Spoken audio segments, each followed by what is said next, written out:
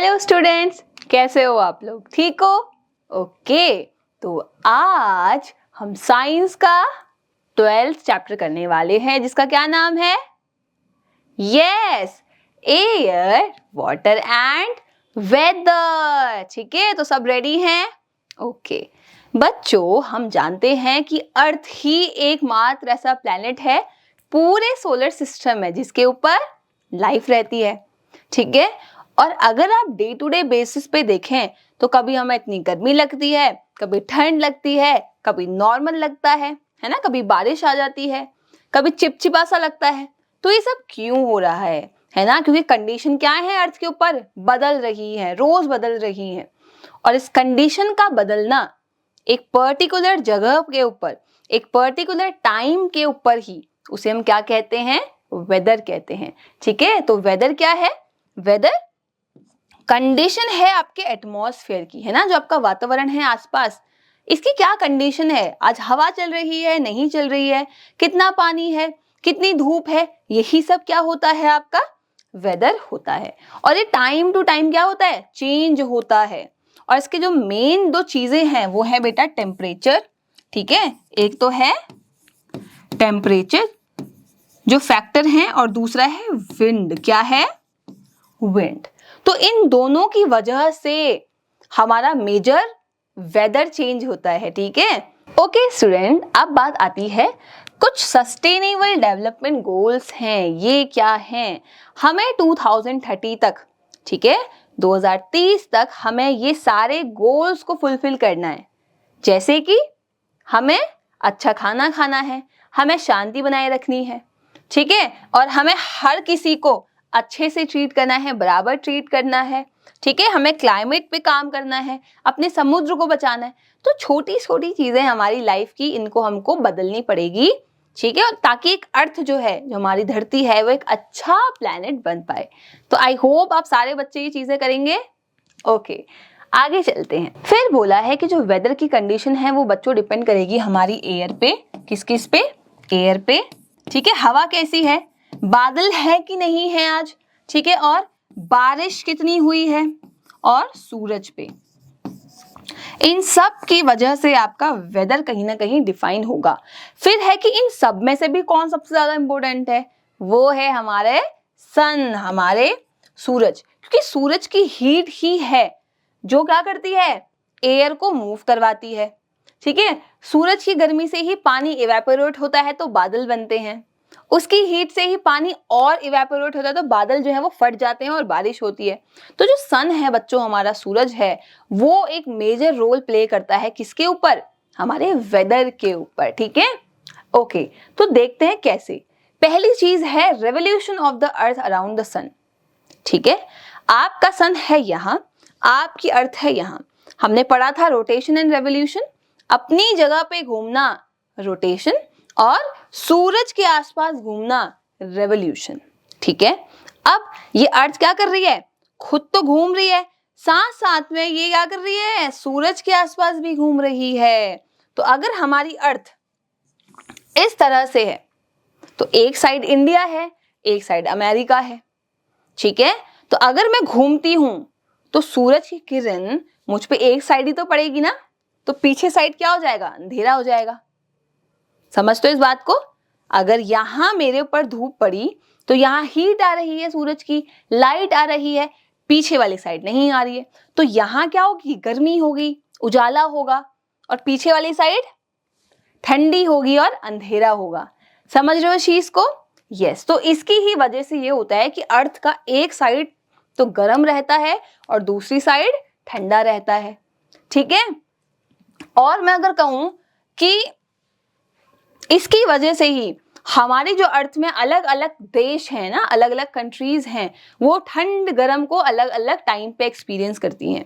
तो अगर यहाँ गर्मियां चलती हैं तो अमेरिका में ठंड चल रही होगी, वहां गर्मियां चलती हैं तो हमारे इंडिया में ठंड चलती है। समझ रहे हो? क्योंकि अर्थ क्या कर रही है?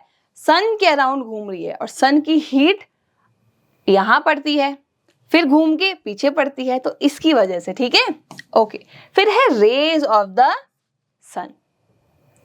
सन दिन में डायरेक्ट रेज हमारे ऊपर फेंकता है, ठीक है, दिन के टाइम पे क्या हो रहा है, उसकी डायरेक्ट रेज हमारे ऊपर आती हैं, इसलिए दिन में 12 बजे के टाइम पे हमें बहुत गर्मी लगती है, देखा होगा। लेकिन सुबह के टाइम पे या शाम के टाइम पे जो सन की रेज हैं बच्चों, वो डायरेक्ट नहीं है। कैसी नहीं है? डायरेक्ट नहीं है। कैसी है? स्लैंटिंग है। ठीक है, मैं आपको बना के दिखाती हूँ एक बार, तब आपको समझ आएगा अच्छे से। जैसे ठीक है, ये है अर्थ, यहाँ पे भी है अर्थ, यहाँ पे है सन, यहाँ पे है सन, तब ये घूम रही है। तो मॉर्निंग के टाइम पे हम पे ऐसी रेज आ रही है, ठीक है, ऐसी स्लैंटिंग, मुड़ी हुई, लेकिन दिन के टाइम पे डायरेक्ट, तो इसलिए यहाँ बहुत ज्यादा गर्मी लगती है और यहाँ ठंडा ठंडा फील होता है। ठीक है, ओके। अब बात आती है इक्वेटर की। ये इक्वेटर क्या है? हमारी अर्थ कुछ इस तरह दिखती है। ठीक है, ये दिख रहा है आपको? ओके, मैं दोबारा बना लेती हूँ। अब हमने अपनी अर्थ को अपने माइंड में, ये रियल में कुछ है नहीं ऐसा, अपनी माइंड में 2 पार्ट्स पे डिवाइड कर लिया गया है। ठीक है, तो जो सेंटर की लाइन है, ये सर्कल ही तो है एक तरीके से, है ना। तो अगर मैं सर्कल को इस तरीके से डिवाइड करूंगी तो ये सेंटर में लाइन है बच्चों, इसको ही हमने क्या बोल दिया है? इक्वेटर। क्या बोल दिया है? इक्वेटर। इक्वेट क्या होता है? बराबर करना। ठीक है, बराबर करना। तो इक्वेटर एक ऐसी लाइन है जो हमारी अर्थ को 2 पार्टों में बराबर तोड़ देती है। ठीक है, ये दिखती नहीं है आंखों से, ये हमने अपनी कैलकुलेशंस के लिए बनाई गई है। अब देखो एक चीज, सूरज यहां था, देखो जैसे यहां बने, सूरज यहां पे था। अब सूरज की जो रेज है वो डायरेक्टली कहां पड़ती हैं? इक्वेटर पे पड़ती हैं, क्योंकि वो सेंटर पे है। तो इसका मतलब इक्वेटर पे ज्यादा गर्मी होगी, है ना, ज्यादा हीट होगी। और जो यहाँ के इलाके हैं ऊपर वाले, यहाँ उसकी रेस डायरेक्ट नहीं जा रही, स्लैंटिंग जा रही है ना, जैसा भी बताया था, टेढ़ी जा रही है। तो यहाँ कैसे इलाके होंगे? ठंडे इलाके होंगे, बर्फीले इलाके होंगे। तो अब आप घर जाके देखेंगे कि मैप में, है ना, जो हमारा ग्लोब है या जो हमारा मैप है, उसमें देखना जो ठंडे इलाके हैं जैसे अंटार्कटिका, ये सब चीजें कहाँ हैं? ये आपको मिलेंगी अर्थ के इस साइड पे, आर्कटिक, एंटार्कटिक। लेकिन जैसे अफ्रीका जो बहुत गर्म देश है, ठीक है, ये सब आपको कहाँ मिलेगा? इक्वेटर के यहाँ पे। ठीक है, तो अब समझ आ रहा है कि क्यों किसी कंट्री में बहुत गर्मी और कहीं पे बहुत ठंडा होता है। यस, किसकी वजह से? हमारे इक्वेटर की वजह से। फिर है the sun causes the movement of air, सूरज की वजह से ही एयर चलती है। हवा, जो हम विंड की बात करते हैं, वो सूरज की वजह से होती है। ऐसा कैसे? ठीक है, वो भी देखते हैं। अब देखिए, इसको समझने के लिए आपको मेरी एक बात समझनी होगी। देखो बच्चों, अब समझ लो, ये एक जगह है, ठीक है, और यहां है सन। सन ने अपनी हीट यहां दी, तो यहां जितनी भी एयर होगी बच्चों, जितनी भी एयर होगी वो क्या हो जाएगी? गर्म हो जाएगी। क्या हो जाएगी? गर्म हो जाएगी। अब जब गर्म होती है हवा तो वो ऊपर की तरफ जाती है। कहाँ की तरफ जाती है? ऊपर की तरफ जाती है। तो ये एयर कहाँ जाएगी? ऊपर जाएगी, ऊपर जाएगी, ऊपर जाएगी। अब इसके आसपास जो ठंडी हवा है वो यहां आ जाएगी, फिर वो गर्म होगी, फिर वो ऊपर जाएगी, ऊपर जाएगी, ऊपर जाएगी। तो देखो, देखा आपने क्या हो रहा है? एक हवा ऊपर गई तो दूसरी हवा आई, फिर हवा ऊपर गई, फिर हवा आई। तो देखो, हवा मूव कर रही है कि नहीं कर रही है? तो इस हवा के मूवमेंट से ही क्या जनरेट होती है? विंड। क्या बनती है? विंड बनती है। तो अगर किसी दिन आपको हवाएं चलती हुई दिख रही हैं, इसका मतलब क्या हो रहा है? हाँ, गर्म हवा ऊपर, ठंडी हवा नीचे, गर्म हवा ऊपर, ठंडी हवा नीचे, इसलिए आपको वहां हवा दिखाई देती है। अब आपको एक्सपेरिमेंट खुद करना है कि जो गर्म हवा है ना, जो गर्म हवा है वो राइज करती है, राइज ऊपर को चढ़ती है, ये आपको देखना है। ओके बच्चों, फिर बात आती है हमारी लैंड एंड सी ब्रीज की। ठीक है, ब्रीज पता है क्या था? स्टार्टिंग में पढ़ा था। यस, सॉफ्ट हवा, है ना, जेंटल हवा जो हमें अच्छी लगती है, उसकी बात चल रही है। अब ये आप डायग्राम से समझेंगे। अभी आपने कॉन्सेप्ट समझा कि गर्म हवा ऊपर जाती है, ठंडी हवा नीचे आ जाती है, तो उसको हम देखने वाले हैं। देखो बच्चों, गर्मी है, मतलब गर्मी नहीं है, दिन का टाइम है, ठीक है। तो दिन के टाइम पे क्या है कि जो लैंड है, देखो ये लैंड है और ये सी है, मैं फिर बना देती हूं, ये लैंड है और ये सी है। अब मॉर्निंग के टाइम पे या दिन के टाइम पे क्या होता है, सन की हीट आ रही है, तो कौन जल्दी गर्म होगा, जमीन गर्म होगी या पानी गर्म होगा, लैंड, ठीक है बच्चों, लैंड जल्दी गर्म होती है। अब लैंड के ऊपर की जो हवा है, लैंड के ऊपर की जो हवा है वो क्या करेगी, ऊपर को जाएगी, है ना, लैंड से हवा ऊपर जाएगी, ऊपर जाएगी, ऊपर जाएगी, और ठंडी हवा समुद्र से कहां की तरफ आएगी, यहां की तरफ आएगी, फिर ये गर्म होगी, फिर ऊपर जाएगी, फिर समुद्र से हवा लैंड की तरफ आएगी, फिर ये ऊपर जाएगी।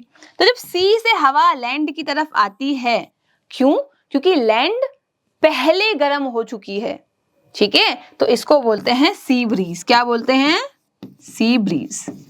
क्या बोलते हैं, सी ब्रीज। इतना समझ आया। अब रात को क्या हुआ, रात को लैंड जल्दी ठंडी हो गई, क्योंकि जमीन जल्दी गर्म होती है और जल्दी ठंडी होती है, तो पानी अभी थोड़ा बहुत गर्म था, ठीक है, लेकिन आपकी लैंड ठंडी हो गई।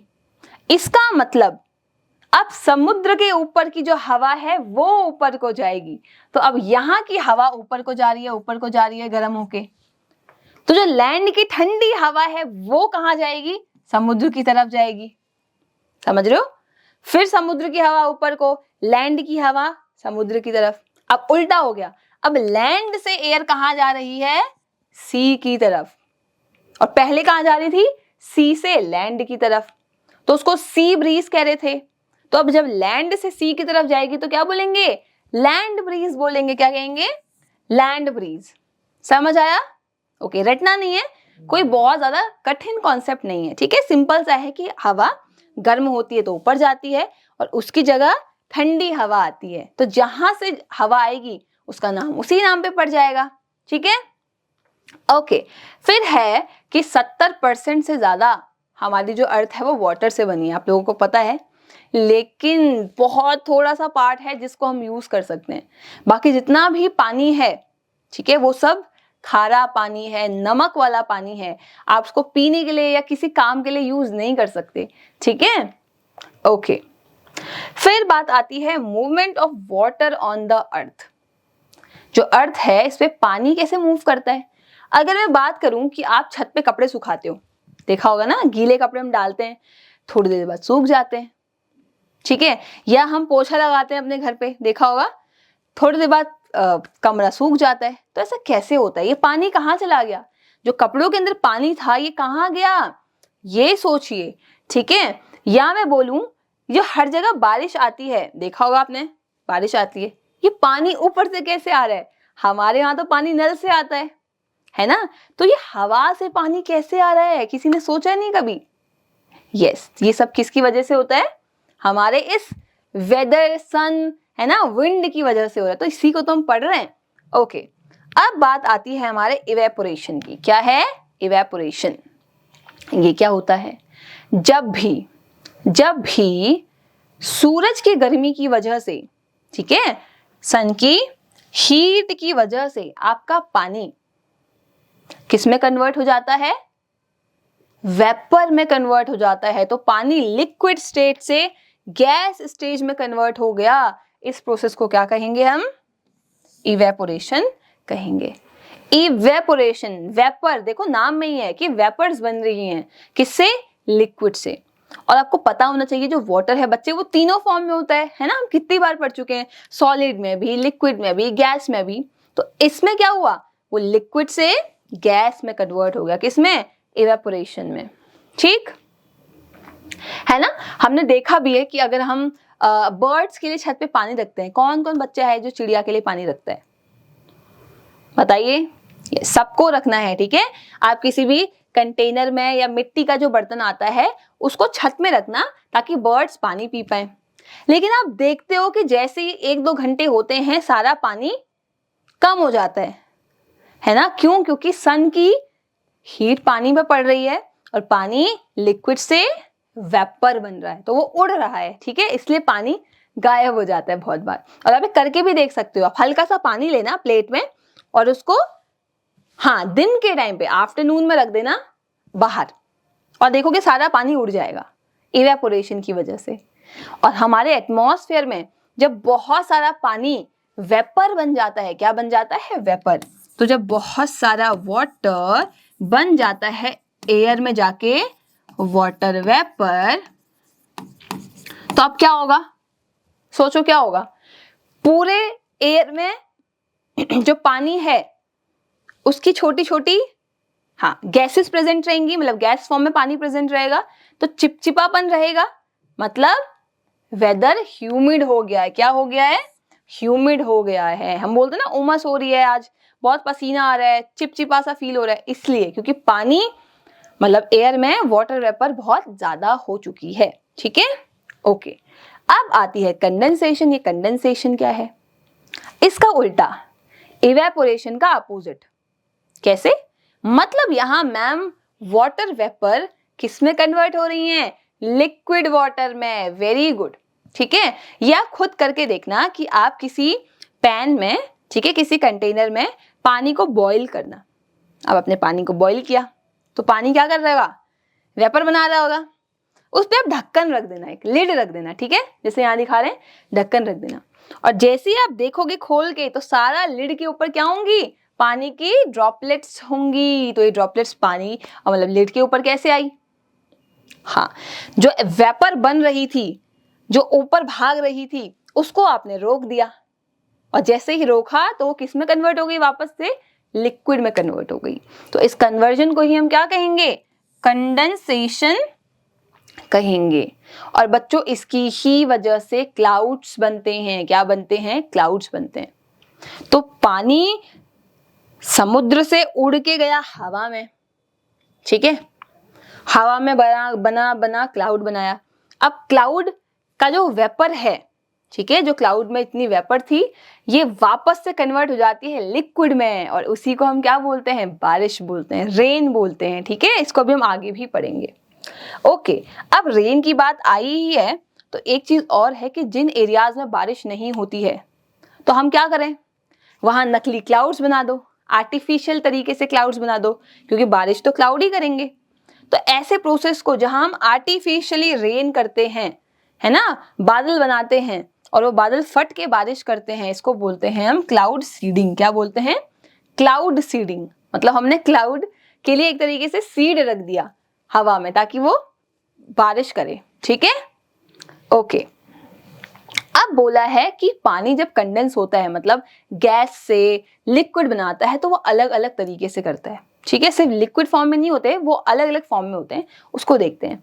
सबसे पहला है ड्यू। क्या है, ड्यू। ड्यू, ड्यू को हम ओस भी बोलते हैं। क्या बोलते हैं, ओस। बच्चे ठंड की रातों में, है ना, विंटर नाइट्स की मैं बात कर रही हूँ, ध्यान से समझना।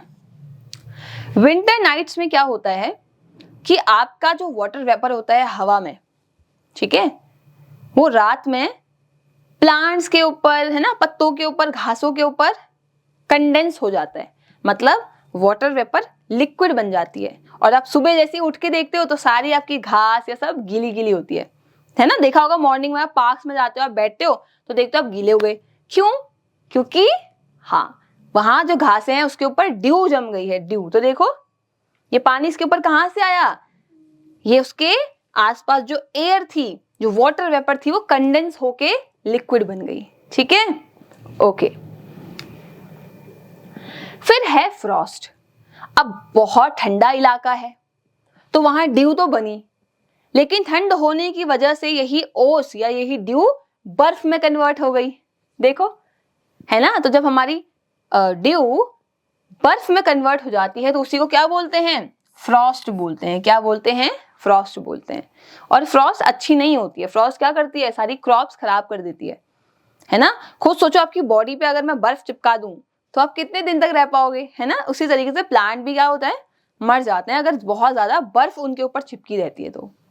फिर बात आती है मिस्ट की। अब ये मिस्ट क्या है, देखो बच्चों, अगेन ठंड की सुबह मतलब 4-5 बजे, ठीक है, मॉर्निंग में क्या होता है, जो आपकी वाटर वेपर है हवा में, ठीक है, ये क्या करती है, आपके जो डस्ट पार्टिकल्स है ना, हमारे आसपास डस्ट भी तो होती है, तो उस डस्ट के आसपास लिक्विड फॉर्म बना लेते हैं, ठीक है।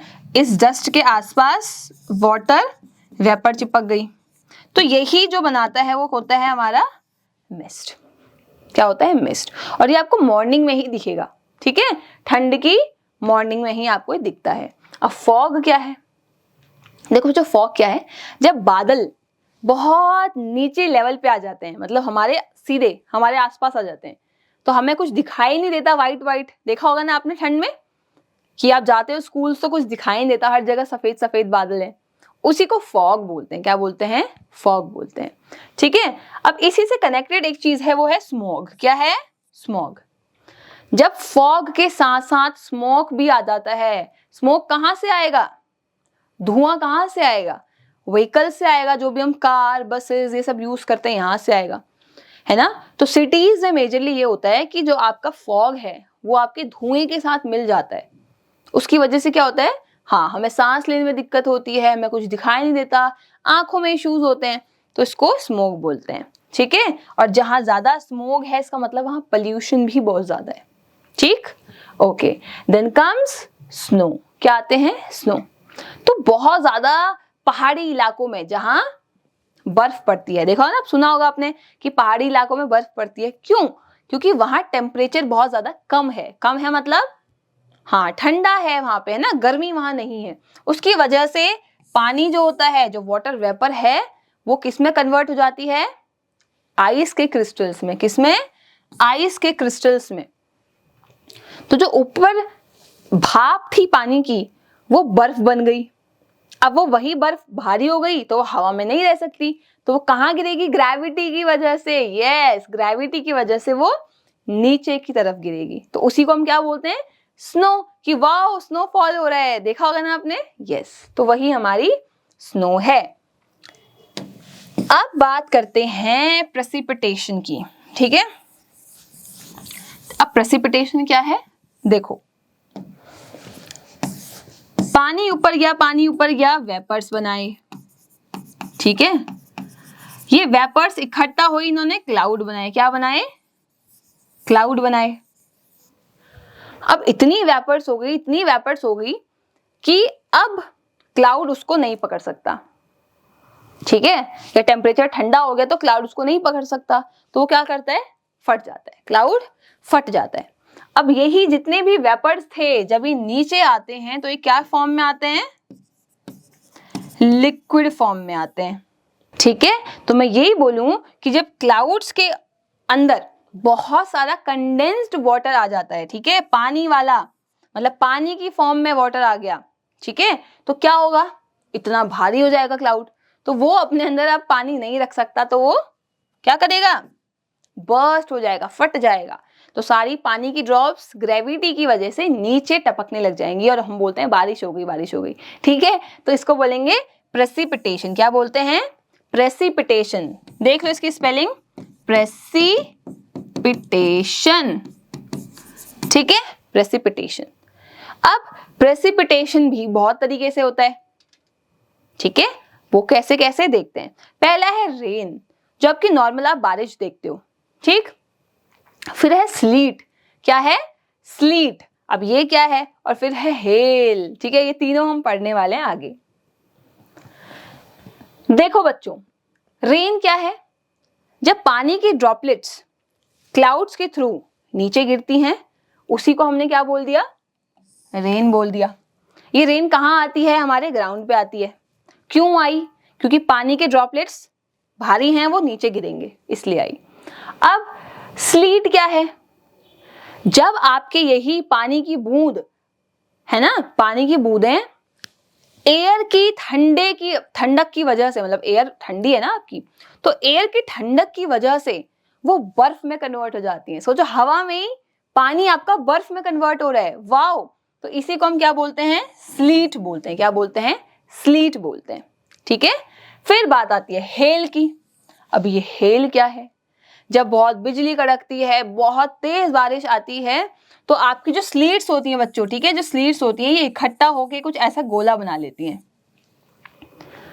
तो इतने मोटे मोटे पत्थर के साइज के, ठीक है, जो कंकड़ के साइज के आपके आइस होती है ना बच्चों, इसी को हेल बोलते हैं। क्या बोलते हैं? हेल, जिसको बोलते हैं ओले पड़ना। सुना है आपने?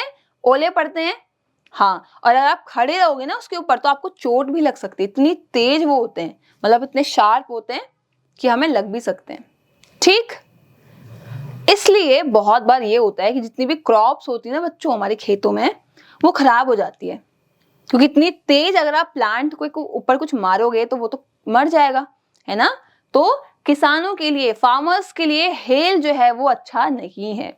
रेन अच्छा है लेकिन हेल अच्छा नहीं है, ठीक है। ओके, फिर बात आती है वाटर साइकिल की। हमने पहले भी पढ़ी थी, पानी साइकिल में घूम रहा है ना।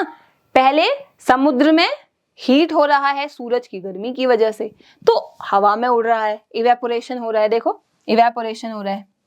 फिर बादल बन रहे हैं, बादल ठंडे हो रहे हैं, तो वो पानी लिक्विड में कन्वर्ट हो रहा है। लिक्विड में कन्वर्ट होने के बाद वो बादल फट रहा है, और फटने की वजह से क्या हो रहा है? रेन हो रही है, मतलब प्रेसिपिटेशन हो रहा है, ठीक है। प्रेसिपिटेशन हो रहा है या स्नो की फॉर्म में वो गिर रहे हैं, ठीक है। तो ये चल रहा है, फिर यही पानी कहाँ आ रहा है? समुद्र में आ रहा है, फिर उड़ रहा है, तो ये चलता जाएगा। इसी को क्या बोलते हैं? वाटर की साइकिल बोलते हैं, ठीक है। Okay okay student, then we have purification of water, ठीक है। जो पानी इतने सोर्सेस से हमें मिल रहा है, क्या ये साफ है? क्या इसे हम पी सकते हैं तुरंत? है ना, इसके ऊपर क्वेश्चंस हैं बहुत सारे, तो इसको हम देखते हैं कि पानी कैसे प्योरीफाई हम कर सकते हैं।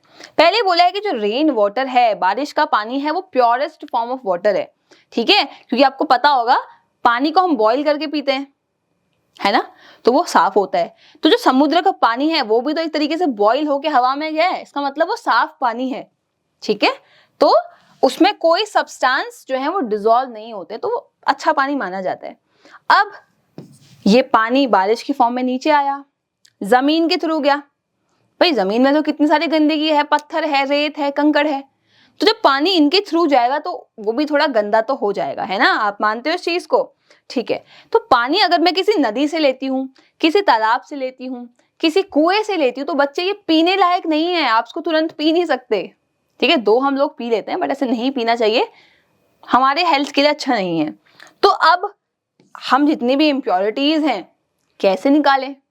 ठीक, तो मैं आपको कुछ मेथड्स बताती हूँ, फिर आप देखना आप कैसे इनकी गंदगी को निकाल सकते हो। अच्छा, अब पानी को प्योरीफाई करना, ठीक है, पानी को प्योरीफाई करना अलग अलग मेथड्स के द्वारा, इसी को हम क्या बोलते हैं?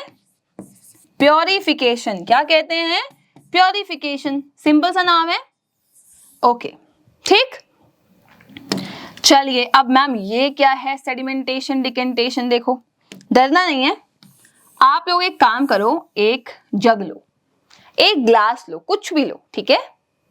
अब इसमें पानी भर दो, सबने भर दिया? डन। ओके, अब इसमें थोड़ी रेत डाल दो, ठीक है। कहीं से कुछ सॉइल ले आओ, सैंड ले आओ, मड ले आओ, इसमें ऐड कर दो। चलो कर दिया ऐड, सबने कर दिया, ठीक है। अब इसे कुछ देर, 1 घंटे या 10 मिनट, 10-15 मिनट छोड़ दो। तो क्या दिख रहा है अब आपको? यस, कि जो रेत है, जो आप मिट्टी लेके आए थे, वो कहाँ चली गई है? नीचे चली गई है। देखा ऐसे, है ना, पहले आपने मिक्स किया, अब वो रेत कहाँ बैठ गई है? नीचे बैठ गई है। तो इस रेत के बैठने को ही क्या बोलते हैं? सेडिमेंटेशन। क्या बोलते हैं?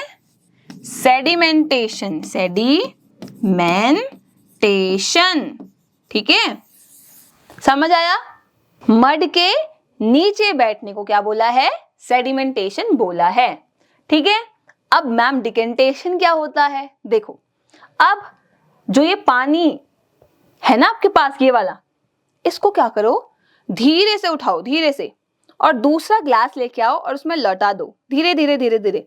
वो मड नहीं हिलना चाहिए, जो ये मड था नीचे इकट्ठा हुआ, इसको मत हिलाना, धीरे से।